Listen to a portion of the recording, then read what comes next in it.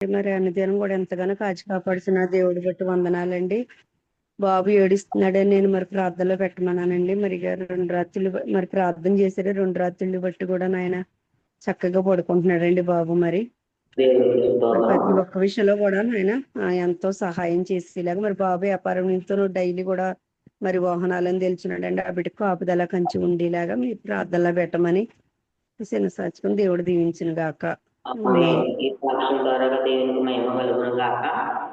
సాక్ష్యం బట్టి మరి బాబు రాత్రి నిద్రపోకుండా మరి ఏడుస్తున్నాడని చెప్పినప్పుడు మరి దేవుళ్ళ ప్రార్థన చేశారు. ప్రార్థన చేశారు. జూమ్లో చేసిన ప్రార్థనలన్నీ కూడా ఎంతగానో చూసి నెరవేరుస్తున్నాయి. అలాగే ప్రార్థన చేయడం కూడా మనకి ఎంతో ధన్యకరం. మరి దేవుడి ప్రార్థన ఆలకించే బాబు సుఖమైన నిద్రించినందుకు దేవునికి వందనాలండి. అలాగే మరి మోతి గారు కుమారుడు చేస్తున్న వ్యాపారంలో మరి వాహనం మీద వ్యాపారం చేస్తున్నాడు. అక్కడికి వెళ్ళే ప్రయాణంలో దేవుడు బాగుండి క్షేమంగా తిరిగి వచ్చారు. వ్యాపారం అభివృద్ధి అయ్యేలాగా చిన్న వ్యాపారం దేవుడు దీవించి పెద్ద వ్యాపారంలో చేసేలాగా మనం అందరం కూడా ఆ విధంగా ప్రార్థన చేద్దామండి. ఆ బాబు కోసం బాబు జ్ఞాపకం చేసుకుందాం. వాళ్ళు ఇంకేమైనా ఉన్నాయండి ప్రార్థన అవసరాలు కానీ? ఎవరి రోజు రత్నం గారిని మరి రత్నం అంటే ఎవరు మరి కొత్తగా వచ్చారు. వందనాలండి. సరే అండి, ఇప్పుడు చెప్పిన వాటి నిమిత్తం అది ప్రార్థించేద్దామండి. 2 అవసరాలు చెప్పారు కదా, వాటి నిమిత్తం ప్రార్థించేద్దాం. ఎవరైనా ప్రార్థన చేస్తారండి? అజయ్ గారు కానీ, జానకండ్ గారు కానీ, లలిత గారు కానీ, పాలిటర్ గారు కానీ, రూపేణి గారు కానీ, ఎవరైనా ప్రార్థన, అశోక్ గారు కానీ ప్రార్థన చేస్తారమ్మా? దేవునికి స్తోత్రం. మరి ఇప్పుడు చెప్పిన అంశాన్ని బట్టి మన మధ్యన బ్రదర్ గారు ప్రతిదిన ప్రార్థన చేస్తారు. అమ్మగారు వస్తారు. బ్రదర్ గారు. సర్వోన్నతుడా, సర్వశక్తిమంతుడా, మీకు వందనాలు, స్తోత్రాలు ప్రభా. అతని ఇటు రీతిలో నిన్ను ఘనపరచుట, నిన్ను మహిమపరచుట ఎంతో గొప్ప విషయం నా తండ్రి. వారి యొక్క సాక్ష్యం బట్టి వారిని మరి ఎక్కువగా ఇంకా 30 దంతులుగాను 60 దంతులుగాను 90 దంతులుగాను ఆశీర్వదించమని బ్రతిమాలు వేడుకుంటున్నాను ప్రభా. ఎవరైతే నీ సన్నిధిలో సాక్ష్యము చెబుతున్నారో, నిన్ను మహిమపరుస్తున్నారని ప్రభా, ఎవరైతే వారి సాక్ష్యాన్ని నీ సన్నిధిలో నా ప్రభా తెలియజేస్తూ ఉన్నారో నా తండ్రి, అది కార్యములు నీ వలన కలిగినవి, మా వలన కాదు. ఇది కేవలం యెహోవా వలనే, తండ్రి వలనే కలిగినది కనుక సకల మహిమ ఘనత ప్రభావం మీకే చెల్లాలని వారు ఆరోపిస్తుండగా, గొప్ప తండ్రి వారింటిని, వారి బిడ్డలను మరి ఎక్కువగా దీవించి, వారి పని పాటలలోనూ వ్యాపారంలోనూ మీరు తోడుండి, బిడ్డల విషయంలో చిన్నపిల్లల మొదలుకొని పెద్దవారి వరకు తోడుకుంటున్న దేవా, ఆ పసిబిడ్డను మీరు దీవించండి, ఆశీర్వదించమని. అటు రీతిలో ఈ సంఘంలో ఎవరెవరు సాక్ష్యం ఇప్పుడు చెప్పి ఉన్నారో వారందరి మాటలను బట్టి మీకే మహిమ చెల్లిస్తూ ప్రభా, ప్రతి హృదయంలో సాక్ష్యం ఉన్నది నా ప్రభా. ఇటు రీతిలో ఉదయాన్నే మిమ్మల్ని ధ్యానిస్తున్నాం, అది మా యొక్క అందరి సాక్ష్యం ప్రభా అని మీకు వందనాలు, స్తోత్రాలు తండ్రి. అటు రీతిలో ప్రతి సాక్ష్యాన్ని అతన్ని ప్రతి మనిషి ఈ యొక్క ప్రార్థనలో ఏకీభవిస్తున్న ప్రతి ఒక్కరిని దీవించి మరి ప్రతి ఒక్కరిని సాక్షిగా వాడుకోమని ప్రభువా. ఎవరైతే భయపడుతున్నారో వారిలో భయాన్ని తీసివేసి, పిరికితనాన్ని తీసివేసి, నీ సన్నిధిలో నిజముగా గొంతెత్తి సాక్ష్యం చెప్తే ఎవరు బహిరంగంగా ఒప్పుకుంటారో వారిని మీరు ప్రేమిస్తారన్నారు కనుక ప్రభువా, ఇది అందరి ముందు నా గురించి సాక్ష్యం ఇచ్చే బిడ్డల గురించి నేను పరలోక రాజ్యంలో సాక్ష్యం ఇస్తారని చెప్పిన తండ్రి, ఈ గొప్ప తరుణాన్ని ప్రతి ఒక్కరు వాడుకునే ధన్యతను దయచేయమని, ఈ యొక్క సార్వత్రిక సంఘాన్ని బలమైన సంఘముగా నీ మహిమార్థమే వాడుకోమని యేసు క్రీస్తు వారి నామంలో వేడుకొని ప్రార్థిస్తూ ఉన్నాము తండ్రి. ఆమేన్. ఆమేన్. దేవునికి స్తోత్రం. ప్రార్థన చేసిన బ్రదర్ గారికి వందనాలు. అతి భాగం చదువుకుందామండి. యెషయా గ్రంథము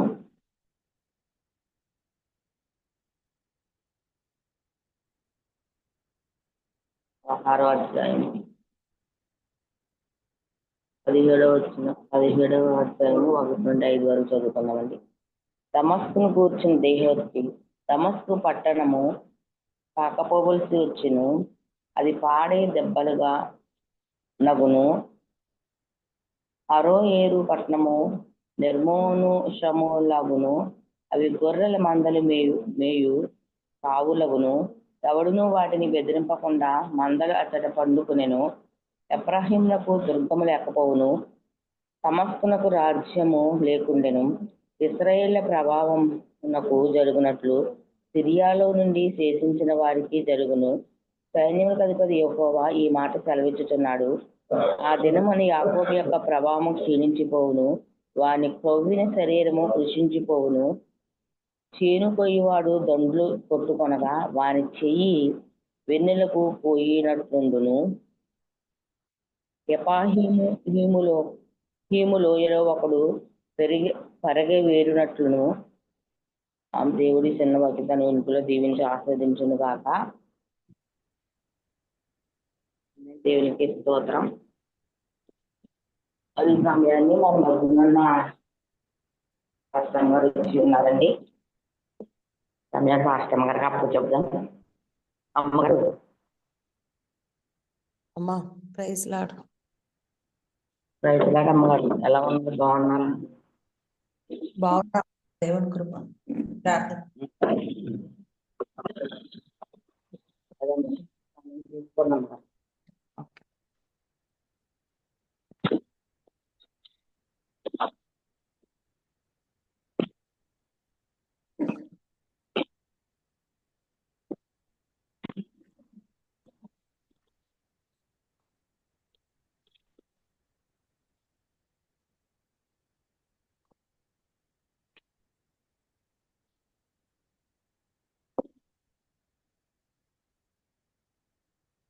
సమయం తీసుకోండి అమ్మగారు. వీడియో వస్తుందా? ఏంటి అమ్మగారు? వీడియో ఆన్ అయిందా చూడండి. ఆన్ అయింది అమ్మగారు. ఆన్ అయిందా?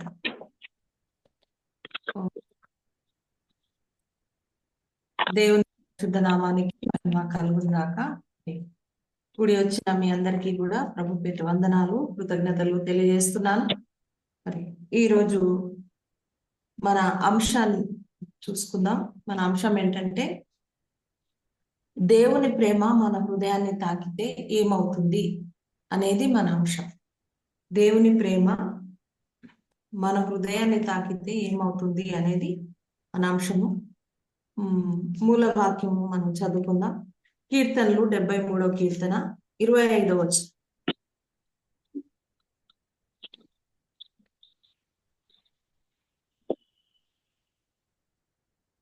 ఆకాశమందు నీవు తప్ప నాకెవరున్నారు? నీవు నాకుండగా లోకములోనిది ఏదియూ నాకు అక్కర్లేదు. ఆకాశమందు నీవు తప్ప నాకెవరున్నారు? నీవు నాకుండగా లోకంలోనేది నాకు అవసరం లేదు. కృపా కనికరములు కలిగిన గొప్ప తండ్రి, పరిశుద్ధాత్మదేవ, మీ పాదాలు పట్టుకుంటూ ఉన్నాం యేసయ్య. గొప్ప దేవుడవు, సజీవుడవు నాయన.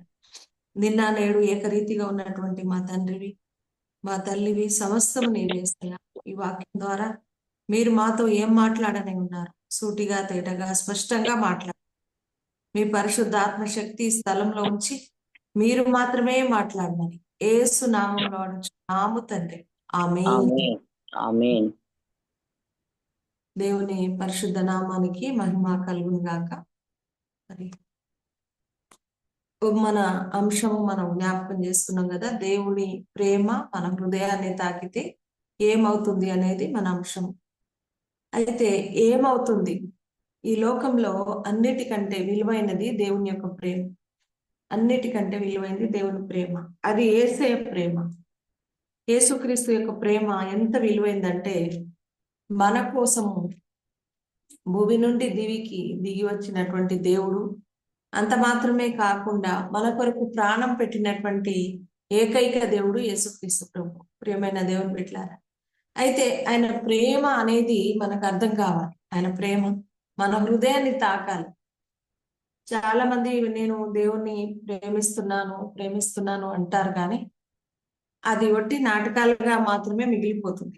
నిజముగా ప్రేమించు వారికి నేను ఎప్పుడు సమీపంలో ఉంటాను. నిజముగా మొరపెట్టే వారికి, నన్ను ప్రేమించే వారి కోరికను నేను తీరుస్తానని దేవుడు లేఖనాల్లో చెప్తా ఉన్నాడు కదా దేవుని బిడ్డలారా. మరి కాబట్టి నా వీడియో నాకు కనపడట్లేదమ్మా.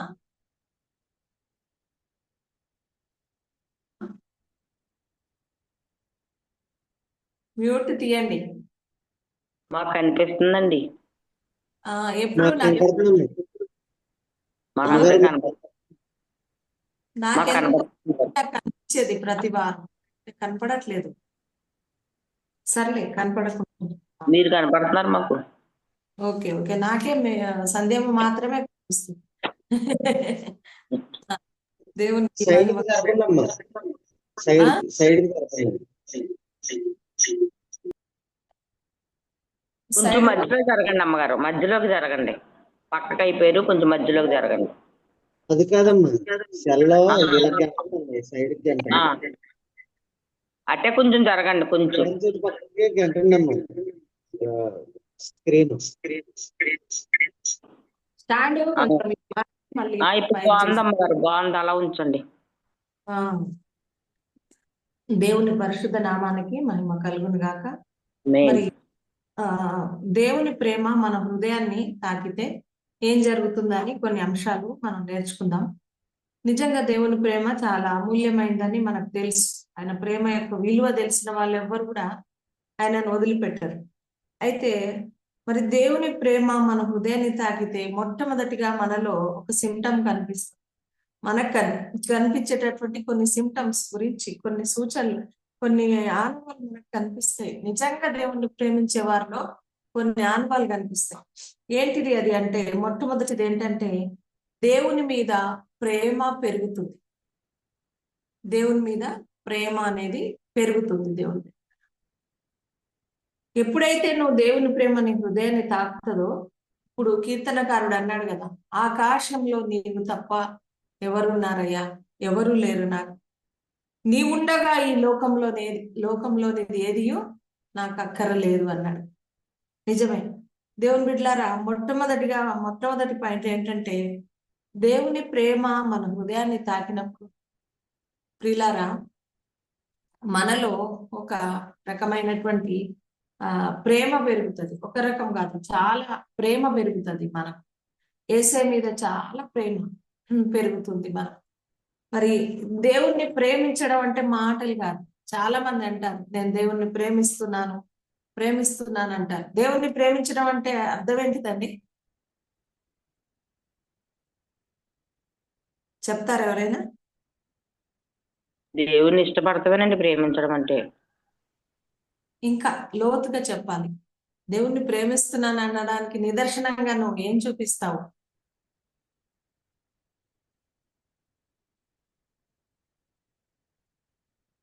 అందరూ ప్రేమిస్తున్నాం అంటాం. ఇప్పుడు ఉదాహరణకి మీ ఆంధ్ర సీఎం ఉన్నారు కదా, ఎవరు? నారా చంద్రబాబు నాయుడు గారు.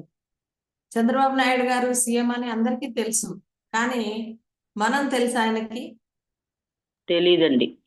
తెలియదు కదా. మనకు కూడా ఆయన కనీసం పేపర్లో, టీవీలో దూరంగా ఏదో ముఖ చిత్రం, ముఖ పరిచయం మాత్రమే. కానీ ఆయనతో మనకు సత్సంబంధం, ప్రత్యేక సంబంధం కలిగి ఉన్నామంటే లేదు కదా. అలాగే యేసు ప్రభువు మరి అందరికీ తెలుసు అంటారు. యేసయ్య, జీసస్ మాకు తెలుసండి, మాకు తెలుసు, క్రైస్తవుల దేవుడు అన్న కాడికే ఉంది. అన్నంత వరకే వాళ్ళ జీవితాలు ఉంటున్నాయి. కానీ ఆయన మీద ప్రేమ ఎప్పుడైతే పెరుగుతుందో, ఆయన మాట వినడం స్టార్ట్ చేస్తాం మనం. దేవుని బిడ్డల ఆయన మాట వినడం అంటే ఆయన ఆజ్ఞలన్నిటినీ పాటించడం అనేది మనం నేర్చుకుంటాం అన్నమాట. అందుకనే దేవుని మీద ప్రేమ పెరుగుతుంది నీకు ఆటోమేటిక్ గా. ఆయన ప్రేమ నీ హృదయాన్ని ఎప్పుడైతే తాకుతుందో, చూడండి, 10 మంది కుష్ఠరోగులను దేవుడు స్వస్థపరిస్తే మరి అందులో 9 మంది రిటర్న్ వచ్చారు. 10 మంది కుష్ఠరోగులను ఆయన స్వస్థపరిచినప్పుడు ఒక్కరే రిటర్న్ వచ్చారు. 9 మంది మళ్ళీ బ్యాక్ అయిపోయారు. అంటే వారికి యేసే ప్రేమ అర్థమైనట్టా కానట్టా? అర్థం కాలేదు వాళ్ళకి. అర్థం కాలేదు. అంటే దానికి టేక్ ఇట్ ఈజీగా, చాలా ఈజీగా వాళ్ళు తీసుకున్నారు అన్నట్టు దేవుని బిడ్డలారా. అయితే ఒక్కడు మళ్ళీ రిటర్న్ బ్యాక్ వచ్చాడు. అంటే అర్థం ఏంటంటే ఆ ఒక్కనికి ఆయన ప్రేమ రుచి తాకింది. దేవుని బిడ్డలారా, ఆయన ప్రేమ హృదయాన్ని తాకింది కాబట్టి నా దేవుడు నాకు కావాలి అని చెప్పి ఆయన రిటర్న్ రావడం అనేది జరిగింది. దేవుని బిడ్డలారా, మన జీవితాల్లో కూడా మరి యేసు ప్రభు యొక్క ప్రేమ మన హృదయాన్ని గనక నిజంగా తాకితే, నిజంగా నీ హృదయం తెరవబడితే, నీకు ఒక సిమ్టమ్ కనిపిస్తుంది. ఏంటిదంటే దేవుని మీద ప్రేమ పెరుగుతుంది. ప్రేమ పెరుగుతుంది, ఆటోమేటిక్ గా పెరుగుతుంది ప్రేమ. నువ్వు అప్పుడు కీర్తనకారుడు మనం కూడా అంటాం ఏమని, ఆకాశంలో నీవు తప్ప నాకెవరు ఉన్నారయ్యా, నీవు నాకుండగా ఈ లోకంలో నీది ఏది కూడా నాకు అక్కర లేదని చెప్తాం. దేవుని బిడ్డలారా, చాలా మంది లోకాన్ని ప్రేమిస్తా ఉన్నారు. ఈ రోజుల్లో మనం గమనించినట్లయితే దేవుడికి సెకండ్ ప్లేస్ ఇస్తున్నారు. మొదటి ప్లేస్ లోకానికి ఇస్తున్నారు, బంధుమిత్రులకు ఇస్తున్నారు, డబ్బుకి ఇస్తున్నారు ప్రిఫరెన్స్, అన్నిటికీ ఇస్తున్నారు. కానీ దేవుణ్ణి మాత్రం ఎక్కడో పెడుతున్నారు. దేవుడు అది ఇష్టపడడు. ఎందుకంటే ఆయనను నువ్వు నిజంగా ప్రేమిస్తే మొదటి స్థానము నీ హృదయంలో దేవునికి ఇవ్వాలి. దేవుని బిడ్డలారా, అందుకనే మొట్టమొదటి పాయింట్ ఏంటంటే దేవుని మీద ప్రేమ పెరుగుతుంది. దేవుని మీద ప్రేమ పెరుగుతుంది. రెండోది ఏంటంటే, రెండో సిమ్టమ్, దేవుని ప్రేమ నీ హృదయాన్ని తాకితే ఇంకా ఏం పెరుగుతుంది, ఇంకేం కనిపిస్తుంది చెప్తారా ఎవరైనా? ఏం జరుగుతుంది అనుకుంటున్నారు?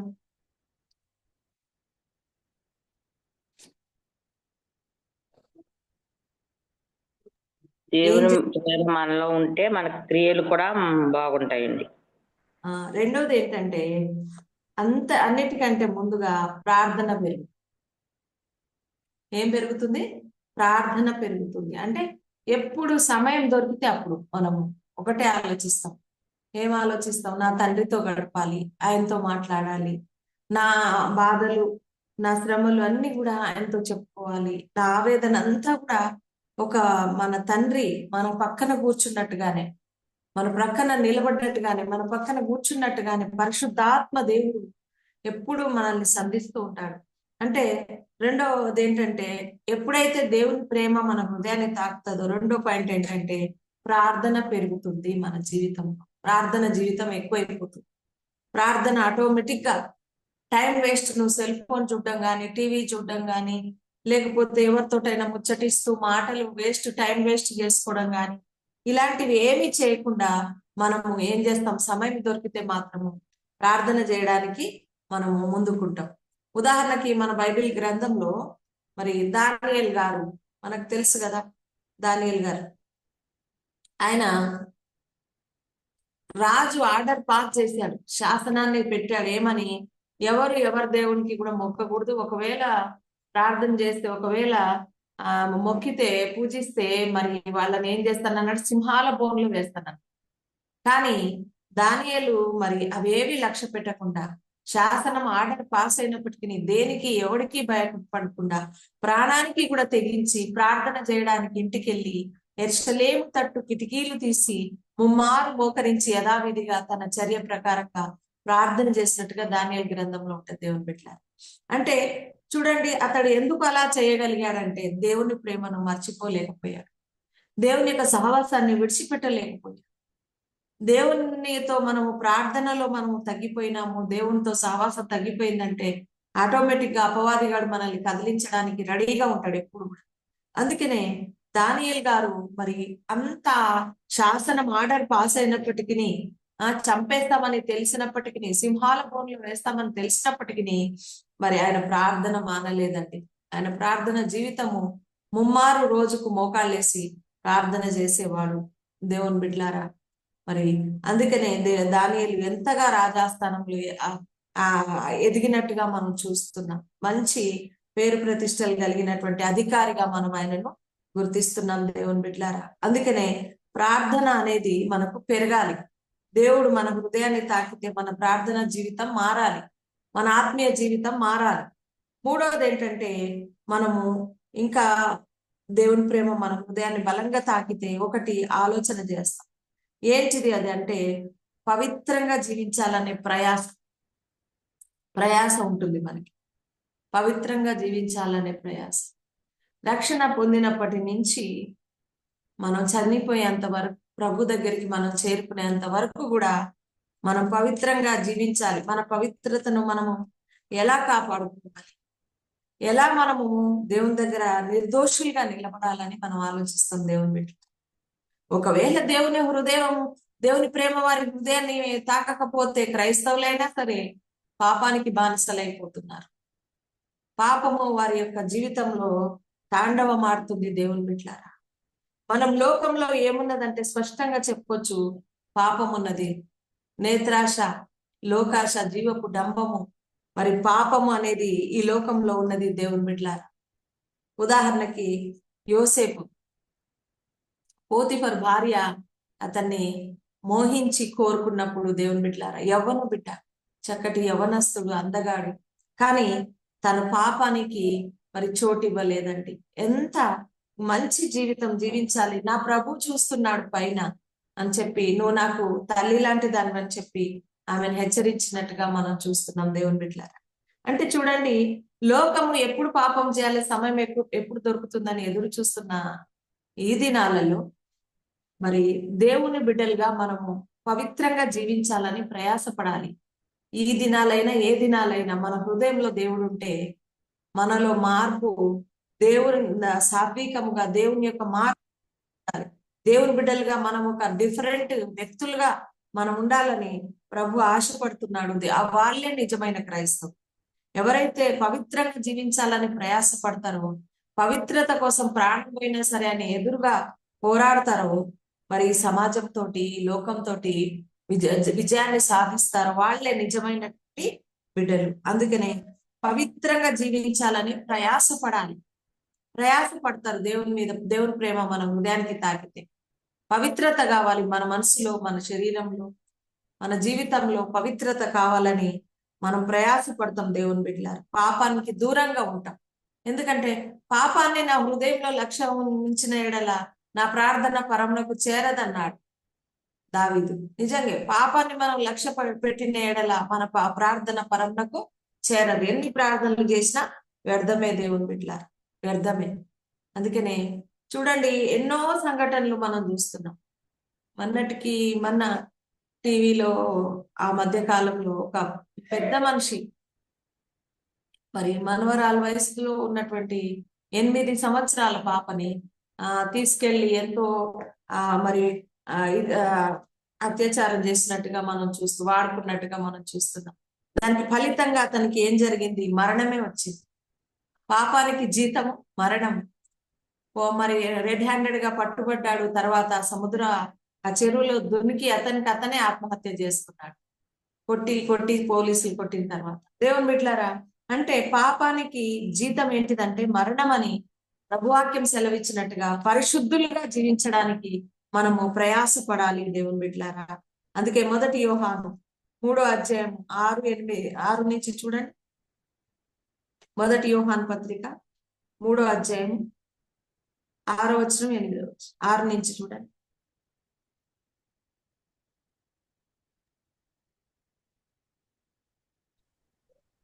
ఆయన యందు నిలిచియుండు వాడెవడును పాపము చేయడు, పాపము చేయువాడెవడును ఆయనను చూడను లేదు, ఎరుగను లేదు. చిన్నపిల్లలారా, చాలు. ఆయనలో ఉన్నవాడు ఎవడు కూడా పాపం చేయడు, పాపం చేసిన వాడు ఆయనలో నిలబడలేడు, ఆయనలో నిలిచి ఉండలేరు. ఇది మాత్రం సింపుల్ గా చెప్పినటువంటి మాట, దేవుడు స్పష్టంగా చెప్పినటువంటి. పాపం చేసేవాడు దేవునిలో నిలవలేడు, విశ్వాసిగా ఉండలేడు, బ్రతకలేడు దేవుని బిడ్డలారా. అందుకనే దేవునికి మహిమ కలుగును గాక. అందుకనే దేవుడు మరి ఆ రకంగా మనకు స్పష్టత ఇచ్చాడు వాక్యం. కాబట్టి పాపం చేసేవాడు పవిత్రంగా ఉండలేడు, కాబట్టి వాడు దేవునిలో నిలబడలేడు ఖచ్చితంగా. అదే విధంగా నాలుగో మాట ఏంటంటే, ప్రభు యొక్క ప్రేమ మన హృదయాన్ని తాకినప్పుడు ఒక సిమ్టమ్ మనకు కనిపిస్తుంది. ఏంటంటే, శత్రువును ప్రేమించడం స్టార్ట్ అవుతుంది. ఇంకా ఎంతటి శత్రువు అయినా ఆ శత్రువును క్షమించడం, ప్రేమించడం మనం స్టార్ట్ చేస్తాం. అది యేసు ప్రభే మనకు చూపించారు. ఎక్కడ చూపించారండి? సిలువలో దొంగను ప్రేమ. Very good. సిలువలో మొట్టమొదటి మాట అదే అన్నాడు కదా. తనను కొడుతున్న వారిని, ద్వేషిస్తున్న వారిని, ఇబ్బంది పెడుతున్న వారితో ఆయన అంటాడు కదా, దేవా వీళ్ళు ఏం చేయించున్నారో, ప్రభువా వీరు ఏం చేయించున్నారో తండ్రి, వీరు ఎరగరు కనుక వీరిని క్షమించమన్నాడు. అంటే శత్రువును ఆయన ప్రేమిస్తున్నాడని మనకు తెలిసింది దేవుని బిడ్డ. మనం కూడా మన శత్రువులను ప్రేమించే బిడ్డలుగా మనం ఉంటాము. ఒకవేళ ఆయన ప్రేమ మన హృదయాన్ని తాకితే తండ్రిగా ఆయన ఉన్నాడు, బిడ్డలుగా ఆయన లక్షణాలు కూడా మనము నేర్చుకుంటాం. తప్పకుండా శత్రువుని మనం ప్రేమించినప్పుడు వాడి కళ్ళు తెరవబడతాయి దేవుడు. అందుకనే అంటాడు, నీ ఇంటికి శత్రువు వచ్చినప్పుడు ఆకలి కొనిన ఎడల ఆహారం ఇచ్చి దాహంలకు నీళ్ళు ఇచ్చిన ఎడల వాడి తల మీద నిప్పులు కుప్పగా పోసినట్టు అవుతుంది అని చెప్పి. నిజంగా అంటే వాడి కన్ను తెరవబడతాయంట దేవుడు. అందుకే శత్రువును ప్రేమించాలి అని మాటకే చెప్పుకుంటున్నారు కానీ మనం సమాధాన పడలేకపోతున్నాం శత్రువుతో. శత్రువులను ప్రేమించలేకపోతున్నాం, వాళ్ళతో మాట్లాడలేకపోతున్నాం. అంటే మానవుని యొక్క నైజము ఇంకా మనలో ఉన్నటువంటి అహం పోలేదని మనం తెలుసుకోవాలి దేవుని బిడ్డల. అందుకనే ప్రభువు ప్రేమించాడు శత్రువును, మనం కూడా ప్రేమించాలి. లాస్ట్ పాయింట్ ఏంటంటే, ప్రభు ప్రేమ కనుక నీ హృదయానికి తాకితే ఒకటి జరుగుతుంది. లాస్ట్ ఇది వెరీ ఇంపార్టెంట్ ఏంటంటే, నువ్వు మంచి సాక్షిగా నిలబడతావు. ఈ సమాజంలో, ఈ సంఘంలో, ఈ ప్రపంచంలో దేవుని ప్రేమ నీ హృదయాన్ని నిజంగా తాకితే నువ్వు ఎలా నిలబడతావు అంటే ఒక మంచి సాక్షిగా నిలబడతావు. సాక్ష్యం వెరీ ఇంపార్టెంట్ దేవుని బిడ్డలారు. మంచి సాక్షిగా నిలబడాలంటే మామూలు విషయం కాదు. కుటుంబాన్ని చూసుకోవాలి, అవునా? అన్నిటినీ సమాజంలో నువ్వు సాక్షిగా నిలబడాలంటే సేవా జీవితం ఉన్న వాళ్ళు కూడా, ఇప్పుడు సేవకులుగా మేము ఉంటున్నాము, మాకు కత్తి మీద సాము లాంటి జీవితమే. ఎందుకంటే సాక్ష్యం పోగొట్టుకోకుండా బ్రతికినంత కాలము కుటుంబ సాక్ష్యం పోకుండా, సంఘంలో సాక్ష్యం పోకుండా, సమాజంలో సాక్ష్యం పోకుండా ప్రయాసపడుతూ ఉండాలి. ఎందుకంటే మంచి సాక్ష్యం మనము కలిగి ఉండాలి. మంచి సాక్ష్యం కలిగి ఉండాలంటే ఏంటిదంటే ప్రభు కోసం ఖచ్చితంగా నిలబడాలి. ప్రభు కోసం ఏదేమైనా మనం నిలబడే శక్తిని మనం పొందుకోవాలి. మత్తయి సువార్త 5:16 చూడండి ఒకసారి.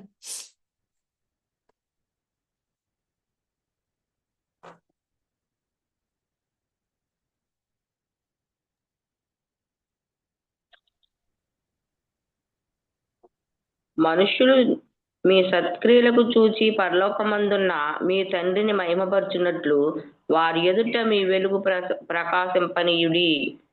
వారి ఎదుట మీ వెలుగు అంటే, మీ వెలుగు అంటే ఏంటి? మీ సాక్ష్యమే. ఇంకా మీ సాక్ష్యం ఈ మనుషుల ఎదుట మీరు ప్రకాశింపనిస్తే మిమ్మల్ని చూసి అనేకులు మారుతారు, అనేకులు ప్రభు దగ్గరికి వస్తారు. ఒక మంచి సాక్షిగా నువ్వు జీవిస్తుంటే నువ్వు సువార్త చెప్పాల్సిన అవసరం లేదు. నీ జీవితం ద్వారా అనేకులు మారుతారు దేవుని బిడ్డలారా. నేనైతే ఒకటే చెప్తాను, క్రిస్మస్ వస్తుంది కదా, అందరూ అది ఎలా సువార్త ప్రకటించాలి, మరి కడపత్రికలు ఇవ్వడమో లేకుంటే అది చేయడమో ఇది చేయడమో మీటింగ్స్ పెట్టడం తప్పు అని నేను అనట్లేదు, అవన్నీ చేస్తారు. కానీ నువ్వే ఒక కడపత్రిక లాగా ఎందుకు కాకూడదు? నీ జీవితమే ఒక సాక్షిగా ఎందుకు నిలబడదు? నీ జీవితమే ఒక సాక్షిగా నువ్వు ఉన్నట్లయితే సువార్త నీ ఇంటి పక్క వాళ్ళకి అందరికీ అందుతుంది కదా. ఖచ్చితంగా నీ జీవితము ఒక మాదిరికరంగా ఉంటే అనేకులు ప్రభు దగ్గరికి వస్తారు. పర్సనల్ ఎవాంజలిజం చేయండి. పర్సనల్ ఎవాంజలిజం చేస్తే మనకు చాలా సంతృప్తికరంగా ఉంటుంది, అనేకులు మారడానికి అవకాశం ఉంటుంది దేవుని బిడ్డలారా.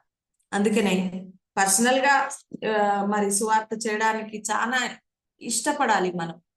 హంగామా ఆర్భాటాలు కాకుండా, అవునా, సత్క్రియలు చేస్తూ, అక్కడ అన్నాడు కదా, మీ సత్క్రియలు కూడా అనేకుల ముందు ప్రకాశింపనీయండి అన్నాడు కదా.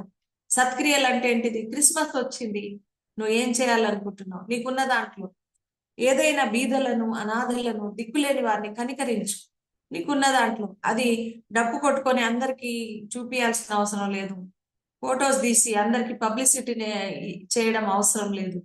నువ్వు ఏది ఇచ్చినా కూడా కుడి చేతితో ఇచ్చింది ఎడమ చేతికి తెలియకుండా ఇచ్చి ప్రార్థన చేసి, అమ్మ యేసు ప్రభు గొప్ప దేవుడు, మీరు నమ్మండి అని ఒక మాట చెప్తొస్తే పర్సనల్ గా చాలు అని నేనైతే అలాగే చేస్తాను.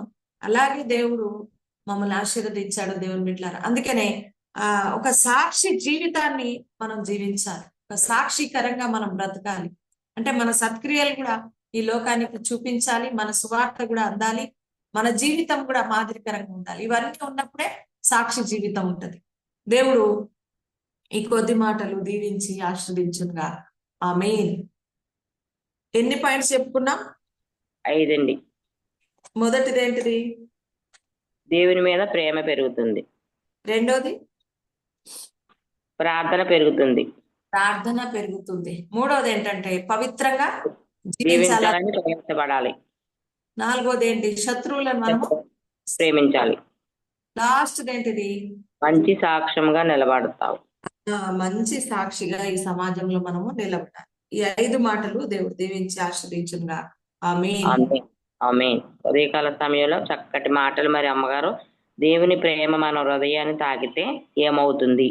నిజంగా ఆయన ప్రేమ మన హృదయాన్ని తాకితే ఏమవుతుందనే అంశాన్ని తీసుకుని మరి దేవుని మీద మనకు కూడా ప్రేమ పెరుగుతుందని, మరి తర్వాత ఏమో మరి ఎక్కువగా ప్రార్థన చేసుకుంటామని, మరి పవిత్రంగా జీవించాలని ప్రయాసపడతామని, శత్రువులను ప్రేమిస్తామని, మంచి సాక్షిగా నిలబడతాం. చక్కటి మాటలు.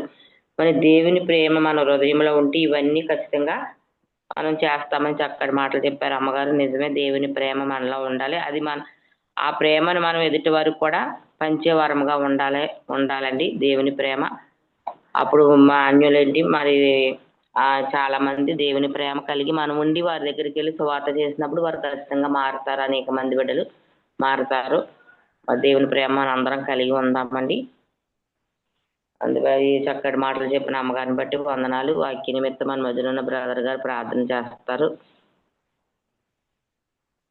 సర్వోన్నతుడా గొప్ప తండ్రి, మీకు వందనాలు, స్తోత్రాలు ప్రభా. ఉదయకాల సమయంలో అమూల్యమైనటువంటి వాక్యాన్ని మాకు అతన్ని తెలియజేసిన దైవజనాలను బట్టి మీకు వందనాలు, స్తోత్రాలు ప్రభా తండ్రి. ఎందుకంటే మనిషి తన జీవితంలో ప్రభా అయ్యా మీరు అన్నారు, ఇదిగో అన్ని ఆజ్ఞల కంటే మరి ముఖ్యమైన 2 ఆజ్ఞలు, అందులో నీ తండ్రిని నువ్వు సన్మానించాలి, పూజించాలి, రెండవది అందరినీ ప్రేమించాలని చెప్పిన ప్రభా. యేసయ్యా నువ్వు నా హృదయంలో ఉంటే మాలో నిజమైన ప్రేమ బయటకు వస్తుంది. ప్రార్థన అనుభవంలో మేము నిలిచి ఉంటాం ప్రభా. అలాగే రీతిలో మేము పవిత్రంగా బ్రతకడానికి ఉంటాం ప్రభా. ఇదిగో నువ్వు అందరినీ ప్రేమించిన, నిన్ను హేళన చేసిన వారిని, నిన్ను హింసించిన వారిని, నిన్ను బాధ పెట్టిన వారిని కూడా ప్రేమించావు కదా ప్రభా. అదే రీతిలో ఈ రోజు మేము సాక్షుల వలె, సాక్ష్యం చెప్పిన సహోదరుల వలె అందరూ సాక్షులుగా ఉండటానికి నా ప్రభా నీ ప్రేమ ఎంతో దోహదపడుతుంది తండ్రి. అట్టి గొప్ప ఘనమైన ప్రేమను వ్యర్థము చేసుకోకుండా, నిరర్ధకము చేసుకోకుండా తండ్రి, ఆ గొప్ప ప్రేమను మాలో అతని మా హృదయంలో స్థాపించుకుని ప్రేమకు నా తండ్రి ఒక మార్గదర్శకులుగా, ప్రేమామయునికి ప్రియ కుమారులుగా, కుమార్తెలుగా మనందరిని బలపరిచి మీరే మీ ప్రేమ రాజ్యాన్ని విస్తరించే ధన్యతను మాకు దయచేయమని. అయ్యా క్రిస్మస్ అంటే నిజమైన ప్రేమని, క్రిస్మస్ అంటే లోకానికి సెలవిచ్చే ధన్యతను మా యొక్క మేమే పత్రిక స్వార్థలుగా మారి, మా మాటలు, మా నడక, మా యొక్క ఉద్దేశములు మేమందరము స్వార్థ పత్రికల వలె మారి నీ దూతల వలె, ప్రేమ పత్రికల వలె మమ్మల్ని బలపరచమని యేసు నామములో వేడుకొని ప్రార్థిస్తున్నాము తండ్రి. ఆమేన్. ఆమేన్. దేవునికి స్తోత్రం. వాక్య నిమిత్తం ప్రార్థన చేసిన బ్రదర్ గారికి వందనాలండి. ముగింపు ప్రార్థన చేసుకుని ఆశీర్వాదం తీసుకుందాం. అమ్మగారు ముగింపు ప్రార్థన చేయండి అమ్మగారు. ఓకే, ముగింపు ప్రార్థన చేసి ఆశీర్వాదం. ప్రార్థన అంశాలు ఏమన్నా ఉన్నాయమ్మా? ఇందా చేసాం అమ్మగారు. చేశారా? ఓకే. స్తోత్రం తండ్రి, స్తోత్రం నాయన. పరిశుద్ధాత్మ డాడీ నీ పాదాలు పట్టుకుంటూ ఉన్నాం యేసయ్య. అయ్యా ఈ ఉదయకాల సమయంలో చక్కటి మాటలు మాతో మాట్లాడినందుకు వందనాలు. కుడి వచ్చిన ప్రతి బిడ్డను బట్టి నీకు స్తోత్రాలు నాయన. దైవ సేవకులు, సేవకురాళ్ళు, ప్రభా, విశ్వాసులు సమస్తం ఎంతో మంది సార్వత్రిక సంఘంలో నాయన జాయిన్ అవుతుండగా ఇంకా అనేకుల్ని నడిపించండి ఈ ప్రోగ్రామ్ కి నా తండ్రి. అయా ఈ యొక్క కార్యక్రమం ద్వారా అనేకులకు స్వార్థ ప్రకటించబడుటకు నాయన, నీ వాక్యము వెదజల్లబడుటకు మీరు సహాయం చేయండి. వాడుకుంటున్న ప్రతి దైవ సేవకుని బట్టి, సేవకురాలు బట్టి వందనాలు చెల్లిస్తా ఉన్నాను డాడీ, నీకు స్తోత్రాలు. వారి అవసరాలు, అక్కర్లు తీర్చండి నాయన. ఈ జూమ్ లో ఉన్నటువంటి బిడ్డలందరి అవసరాలు తీర్చండి నాయన. అయా అంత్యకాలంలో మేము ఉన్నాము ప్రభా, అపాయకరమైన పరిస్థితుల్లో మేము ఉన్నాము. అయా మమ్మల్ని కనికరించండి, కాపాడండి. మా కుటుంబాల చుట్టూ అగ్ని కంచె వేయండి, మీ దేవదూతలు కావలి ఉంచండి నాయన. అదే విధంగా కార్యక్రమాన్ని ముందుకు తీసుకెళ్తున్న బిడ్డలు సంధ్యమ్మ గారిని, విక్టర్ బాబు గారిని మీరు దీవించండి, ఆశీర్వదించండి. అయా నా తండ్రి బిడ్డల ప్రయాసను మీరు అభివృద్ధి పరచండి. ఇంకా నా తండ్రి వారి పరిచర్యందు, వారి కుటుంబాలను మీరు జ్ఞాపకం చేసుకోమని అడుగుచున్నాం యేసయ్యా. నీకు వందనాలు చెల్లిస్తూ ఇంతవరకు మమ్మల్ని నడిపించినందుకు లక్షల కోట్ల స్తోత్రాలు చెల్లిస్తూ నా ప్రభునతి పరిశుద్ధుడు నైనా యేసు క్రీస్తు నామంలో అడుగుచున్నాము తండ్రి. ఆమేన్. మన పరమ తండ్రి అయిన దేవుని యొక్క ప్రేమ, కుమారుడైన యేసు క్రీస్తు యొక్క కృప, పరిశుద్ధాత్మ అన్యోన్య సహవాసము, సకల దీవెన ఇప్పుడు ఎల్లం కూడి ఉన్న ప్రతి బిడ్డ పైనను, లోకంలో ఉన్న సకల పరిశుద్ధులు ప్రత్యేకించి సార్వత్రిక సంఘము పైన సదాకాలము తోడై ఉండును గాక. ఆమేన్. Praise lord. వందనాలు అమ్మగారు. రూమ్ లో ఉన్న వారందరికి వందనాలు. అందరికీ అమ్మగారు వందనాలు. అందరికి వందనాలు అమ్మా, అందరికి వందనాలు. వందనాలు అయ్యా.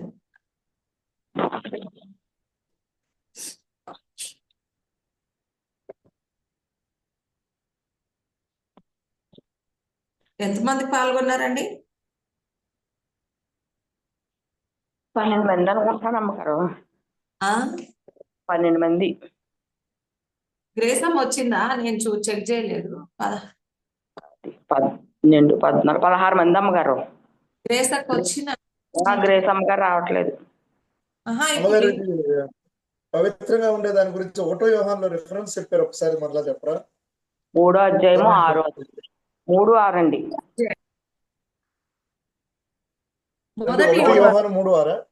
అవునండి, పత్రిక అదేండి మొదటి ఆహారం. 3:6. 3:6 అమ్మగారు. Okay madam, thank you madam, thank you. 6 నుంచి 8 దాకా కూడా చదవచ్చు. గ్రేస్ అమ్మగారు రావట్లేదండి ఎవరన్నా. లేదు, ఇప్పుడు లింక్ పెట్టాను, రాత్రి చెప్పాను నేను. గ్రేస్ అమ్మగారు వచ్చారు అమ్మగారు. నేను చూడలేదు. వచ్చారు ఉన్నారు. వచ్చారు కానీ నెక్స్ట్ వీక్ నుంచి కొంచెం తొందరగా వస్తే వాడుకోండి పాటలు మంచి అలాగే అమ్మగారు. అవును, ఇప్పుడే వచ్చారు, చూస్తానండి. సింగర్ కదా. 8, 10, 12, 14, 16 మంది వచ్చారు అమ్మగారు. 16 మంది వచ్చారు. ఆన్ చేసి పెట్టింది, సౌండ్ లేదు కదా. అవునండి, అవును. సంఖ్య పెరుగుతా ఉండాలి మనం. అవును అమ్మగారు. రోజు రోజుకు మోటివేట్ చేయాలి అందరినీ. ఉమ్. బాగా మోటివేట్ చేయాలి స్త్రీలను, పురుషులను. ఆసక్తి కలిగిన వాళ్ళు బాగానే ఉన్నారులే, కానీ సేవకురాలు మనకేంటంటే నెట్వర్క్ పెరుగుతుంది. ప్రోగ్రామ్ అవ్వాలి అంటే నెట్వర్క్ చాలా పెరుగుతుంది. మనం పోయినసారి క్రిస్మస్ ప్రోగ్రామ్ పెట్టాము చూడండి. అవునండి, చాలా మంది ఇంప్రెస్ అయినారు. దానికి ఎన్నో కామెంట్స్ పెట్టారు, మన మెసేజ్లు. ప్రోగ్రామ్ అవునండి, అవునమ్మగారు. ఈ సంవత్సరం కూడా పెడదాం. క్రిస్మస్ డిసెంబర్ 1st వీక్ అండి. మళ్ళీ కూడా ప్రిపరేషన్ లో ఉండండి. ఆ రకంగా ముందుకు తీసుకెళ్ళాలి. అనేక జాయిన్ అయ్యేటట్టు కొంచెం విక్టర్ బాబు గారు ఉన్నారా? ఉన్నారండి, ఉన్నారు. సౌండ్ లేదు. మైక్ ఆన్ అవ్వట్లేదమ్మండి. నేనేమన్నా జోక్ అంటున్నాను. ఆంధ్రులు ఆరంభ శూరులు అన్నట్టు కాకుండా కొంచెము అంతము వరకు కూడా ప్రయాసపడే బిడ్డలే ఉండాలి. అలాగే అమ్మగారు. ఉడుకుతో మనం ఉన్నాము. అదే జోష్తో ఈ ప్రోగ్రామ్ ని ముందుకు తీసుకెళ్ళండి, తప్పకుండా సక్సెస్ అవుతుంది. అండి బాబు గారు బాబు అయిపోయాడు కదా, మీ పక్కనే ఉన్నాడు బాబులాగా. మీ పక్కనే ఉన్నాడు కదండి బాబులాగా. మా పక్కన జూమ్ లో మీ పక్కనే ఉన్నాడు బాబులా, తలకా ఊపుతున్నాడు కదండి బాబు గారు. బొమ్మ పెట్టాడు. అవును, చిన్నపిల్లడు అయిపోయాడు. అదే ఎడిట్ చేసి పెట్టాడు అది. అవును, అదే అందుకనే కొంచెం మనం మోటివేట్ చేసి కొంచెం ముందుకు తీసుకెళ్తే బాగుంటదమ్మా. అలాగే అమ్మగారు. క్రిస్మస్ ప్రోగ్రామ్ కూడా పెట్టుకోవచ్చు. మంచిగా జరిగింది గుడ్ ఫ్రైడే కూడా మనకు జూమ్ లో. అప్పుడు గుడ్ ఫ్రైడే, ఈస్టర్ అవును అమ్మగారు, మంచి వాక్యాలు అన్ని బాగా జరిగినాయి. అవును. ఈ సంవత్సరం కూడా క్రిస్మస్ పెట్టుకుందామండి. పెట్టుకుందాం. రావు గారు మంచిగా వాడతారు, బాగా పాడతారు. అవును. లేరు, డ్రాప్ అయిపోయినట్టున్నారు, రావు గారు లేరు. అదే మంచి ఆసక్తి కలిగిన అలాంటి వ్యక్తులు మనకు కావాలి. అమ్మగారు అవును, మాతో సమానంగా ఒక 10 రోజు జూమ్ లోకి వచ్చి 10 రోజు మాకు సహకరిస్తున్నారండి. హైమావతి గారు, మాకు వరలక్ష్మి గారికి సహకారిగా ఉంటున్నాడు ఆయన. అదే కదా మరి. దేవుడు ఆయనను వాడుకుంటున్నాలే అవునమ్మగారు. కదా. అవునండి. అదే అదే. సరే అమ్మగారు, అలాగే అమ్మగారు. 6 కరెక్ట్ గా ముగించాం మనం. అవునండి, ఈ రోజు మిమ్మల్ని తొందరగా లేపేశానుగా. ఆ 5కి ముందే ఫోన్ చేశాను మీకు. నాకు మీరు 4:40కే చేసి నేను 4:30కే పెట్టాను అలారము. మీరు తొందరగా రెడీ అవుతలేదని 4:40కే చేశాను ఇవాళ. అవునవును, నాకు ఇక లేట్ గా పడుకుంటాను కదా, అదండి. ఇంకా 10 నిమిషాలు ఉందిలే, ఇంకా 10 నిమిషాలు ఉందిలే అని అలాగే ఉంటాను. ఉమ్. ఆ కాలు నొప్పితోటి అట్లా బద్ధకం వచ్చేస్తుంది సైతాన్. అవునమ్మగారు. ఒక్కోసారి అందుకనే ఇక అలారం 4:30కే పెట్టినా గానీ బంద్ చేసిన, మళ్ళీ బంద్ చేయగానే మీరు ఫోన్ చేశారు. గారు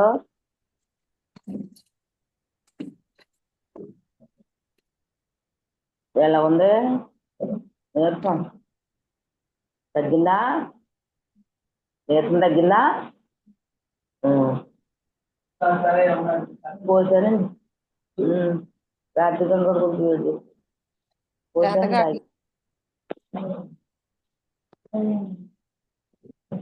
తాగే ఆ, తాతయ్య గారు నీరసంగా మురుగుతున్నారని. అప్పుడే లేచిండా? అది లేగితే కాస్త పడుకుంటే కదా అమ్మగారు. అంతేనా? ఉమ్. అయ్యో పాపం. దేవుడు జ్ఞాపకం చేసుకుంటలేదు మరి. అదే కదా, చాలా నీరసంగా ఉంటున్నాడు. మూలుగు పాపం ఏంటో తెలియదు. బాధ ఆ, లోపల బాధ ఏంటో తెలియట్లేదు. మూలుగు ఆ, అమ్మో, ఇప్పుడు వాయిస్ కూడా పైకి రావట్లేదు. మూలిగి కంఠం ఆ. వచ్చేసింది. సౌండ్ పైకి వస్తలేదు ఇంకా. అయ్యో పాపం.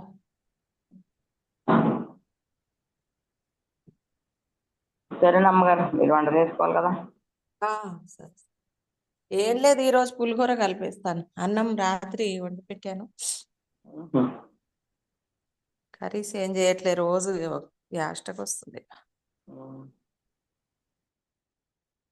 సరే అండి, ఉంటా.